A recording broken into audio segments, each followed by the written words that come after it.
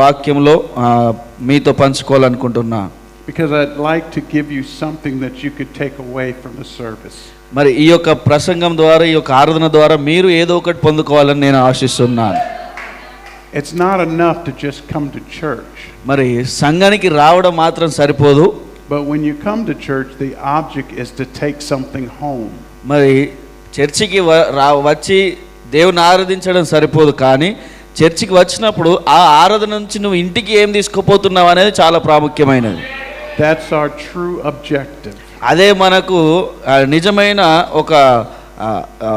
ఒక వస్తువును మనం ఏ విధంగా అయితే ఇంటికి తీసుకుపోతామో, అది మనం ఏదైతే పొందుకున్నామో అదే చాలా ప్రాముఖ్యమైనది ఇంటికి తీసుకుపోయేది. When I was younger, నేను యవనస్తునిగా ఉన్నప్పుడు I preached for 2 and 3 hours. నేను 3-4 గంటలు ప్రసంగించేవాడిని. But now that I'm older, నేను ఇప్పుడు వృద్ధునిగా ఉన్నాను. I don't preach as many hours. నేను చాలా గంటలు ప్రసంగించలేను. But I want to be sure that what time we spend in the word, మనము ఎంత సమయం దేవుని వాక్యంలో మనము ఉంటున్నాం అనేది చాలా ప్రాముఖ్యమైనది. gives you something to take home with you. మరి మీరు ఎన్ని గంటలు ఇక్కడ ఉంటున్నారు అనేది ఎంత ప్రాముఖ్యమో, మీరు ఇంటికి కూడా ఏది తీసుకుపోతున్నారు అనేది కూడా చాలా ప్రాముఖ్యమైన అంశమైనది.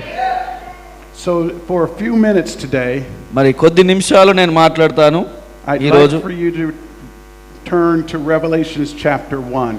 మరి మనందరం లేచి నిలబడినట్లయితే ప్రకటన గ్రంథము, and we'll take our reading from there. Sorry.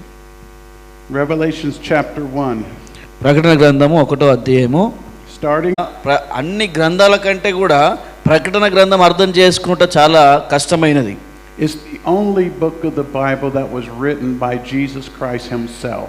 మరి ఈ ప్రకటన గ్రంథము ఒక్కటి మాత్రము దేవుని ఆలోచనలు దేవుడే రాపించినాడు ఇదంతా కూడా.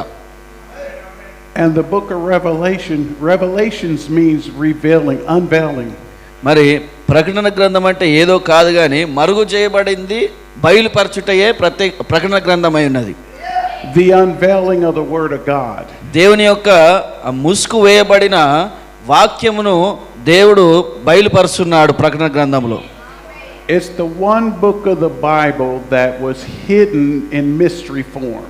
మరి ఈ యొక్క ప్రకటన గ్రంథం ఒక్కటే ఆ యొక్క వాక్యములన్నిటిని కూడా మరుగు చేయబడి దాచిపెట్టబడి ఉన్నవి ఇందులో.